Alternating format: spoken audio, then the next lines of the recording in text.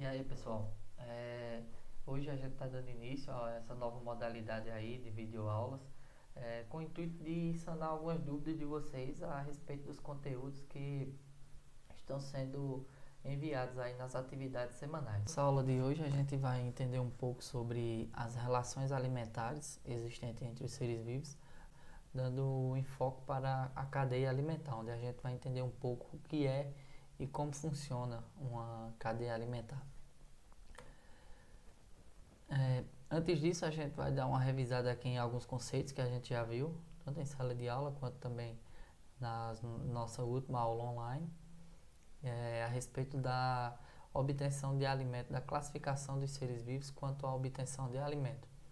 Então, a gente sabe que todos os seres vivos eles necessitam de alimento, uma vez que é do alimento que eles obtêm a energia necessária para realizarem o seu desenvolvimento, se manterem vivos no geral, conseguirem se reproduzir.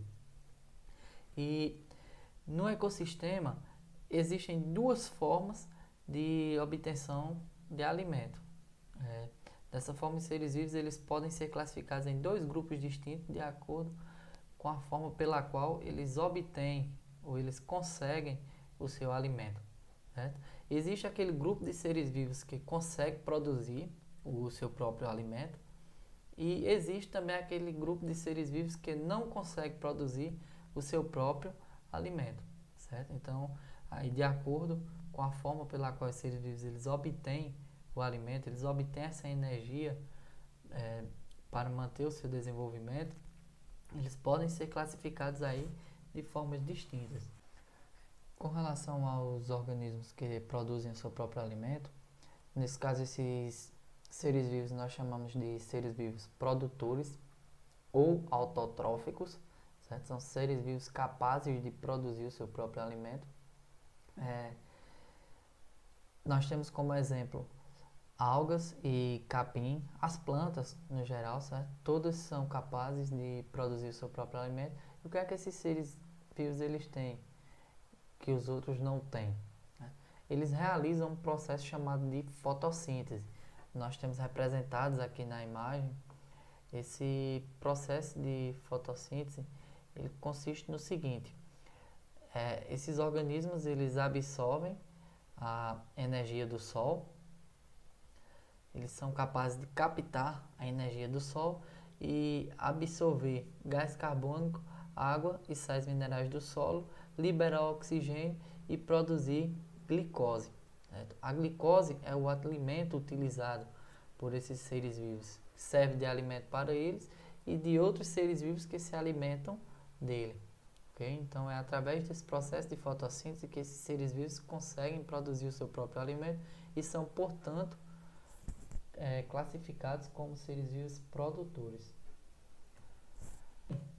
Existem aqueles organismos que não são capazes, que não conseguem produzir a fotossíntese. Esses organismos eles são chamados de heterotróficos. E por não produzirem o seu próprio alimento, eles precisam ou eles se alimentam de outros seres vivos para obterem a energia necessária para o seu desenvolvimento. Dentro desse grupo, desses organismos que não produzem o seu próprio alimento, nós podemos destacar dois grupos diferentes, que são os consumidores, são aqueles seres vivos que se alimentam de outros organismos para obterem energia. Como exemplo, nós temos os animais no geral. E nós temos também o grupo dos decompositores, que são seres vivos que se alimentam de matéria orgânica morta ou de parte de outros seres vivos, como por exemplo fezes. Além disso, esses organismos eles desempenham, os decompositores no caso, eles desempenham um papel importantíssimo no ecossistema, porque a partir do momento que eles se alimentam da matéria orgânica morta, eles evitam o acúmulo de matéria orgânica no ecossistema e eles também convertem essa matéria orgânica em materiais inorgânicos que são depositados no solo e reabsorvidos pelas plantas. Na nossa última aula surgiu uma dúvida a respeito da questão dos urubus. Que os urubus também se alimentam de matéria orgânica morta. Eles são considerados decompositores? Não.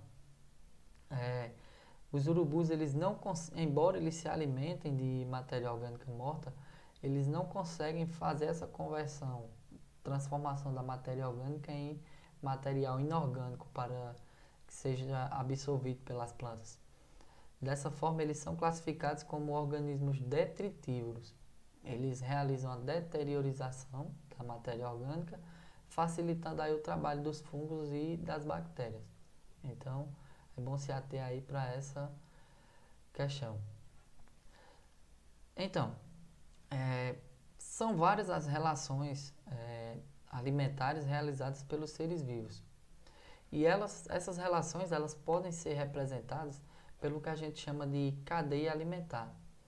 O que seria essa cadeia alimentar? Ela é uma sequência de interações alimentares entre organismos, onde nesse caso um organismo ele serve de alimento para outro. Então, uma cadeia alimentar ela vai ser uma representação das relações alimentares entre um determinado grupo de ser vivo, podemos dizer assim, uma sequência alimentar entre seres vivos onde um serve de alimento para o outro. Funciona basicamente da seguinte forma: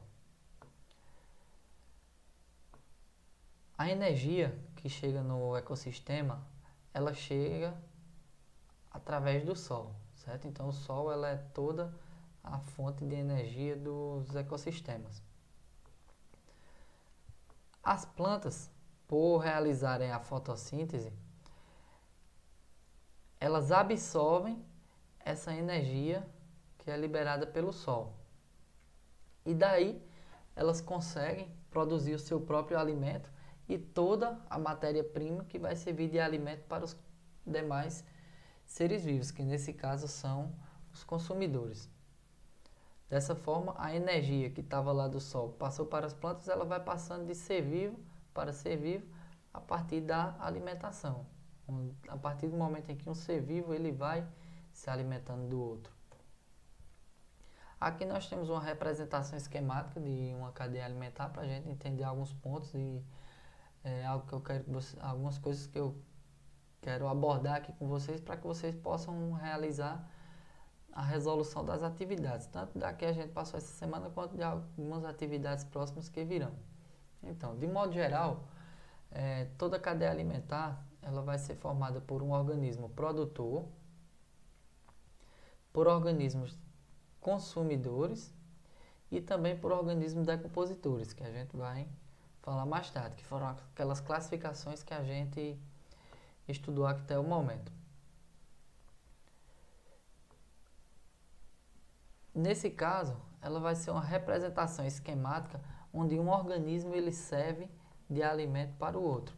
Aí essas setinhas em vermelho que vocês estão vendo aí, vocês leiam serve de alimento para, certo? Então nós temos uma planta aqui nessa representação que serve de alimento para um gafanhoto, que serve de alimento para um sapo e assim por diante.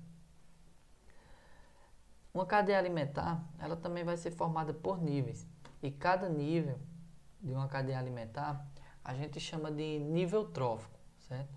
E a quantidade de níveis de uma cadeia alimentar vai depender da quantidade de seres vivos que participam dela.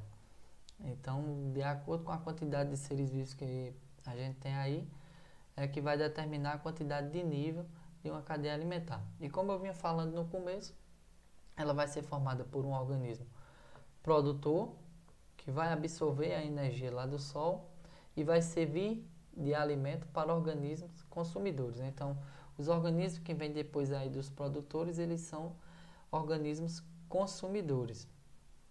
E aí, dependendo do nível em que esse organismo ele esteja, ele vai desempenhar um papel diferente nessa cadeia.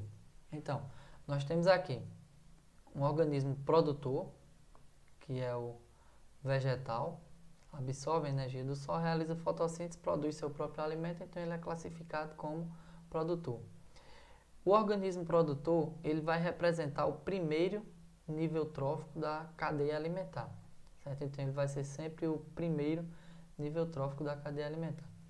ele vai servir de alimento para um organismo consumidor, nesse caso, consumidor primário e também herbívoro, que faltei falar lá para vocês, certo? Dentro do grupo dos consumidores nós temos aqueles que se alimentam apenas de planta, que são os herbívoros, nós temos os que se alimentam de outros animais, que são os carnívoros, e nós temos também consumidores que se alimentam tanto de plantas quanto de animais, que são os onívoros. Então, voltando aqui, esse organismo produtor ele vai servir de alimento para um consumidor, que nesse caso ele vai atuar como consumidor primário, ele é o primeiro consumidor aqui da cadeia alimentar. Esse consumidor primário ele serve de alimento para um outro consumidor, que nesse caso é o sapo, e ele atua como consumidor secundário. E assim por diante dentro da cadeia alimentar. Esse consumidor primário, ele vai representar aqui o segundo nível trófico dessa cadeia alimentar, certo? Então, o gafanhoto aqui ele está atuando como consumidor primário e representa o segundo nível trófico dessa cadeia alimentar. O sapo é o terceiro nível trófico da cadeia alimentar. E ele atua, nesse caso, como consumidor secundário. Ele é o segundo consumidor aqui da cadeia alimentar. O sapo se alimenta do grilo, por sua vez, serve de alimento para a cobra, que atua, nesse caso, como consumidor terciário e representa o quarto nível trófico dessa cadeia alimentar. E o gavião, que é o quarto consumidor quaternário, ele representa o quinto nível trófico dessa cadeia alimentar, certo? Nesse caso, ele atua como consumidor quaternário. Por fim, em uma cadeia alimentar, a gente vai ter os organismos decompositores. Esses organismos eles podem atuar aqui em qualquer nível dessa cadeia alimentar, desde que qualquer um desses organismos aqui eles morram. A partir do momento que qualquer um desses organismos venha a morrer, os decompositores, que são os fungos e as bactérias, elas entram em ação, consumindo a matéria orgânica e devolvendo materiais inorgânicos para que as plantas possam consumir e sobreviver. Ok? Então, espero que vocês tenham entendido aí. Qualquer dúvida é só entrar lá em contato no WhatsApp, que está sendo a nossa outra fonte de comunicação. E é basicamente isso que eu queria que vocês entendessem para a resolução das atividades. Então era só isso, espero que tenha conseguido aí tirar as dúvidas de vocês, espero que vocês tenham entendido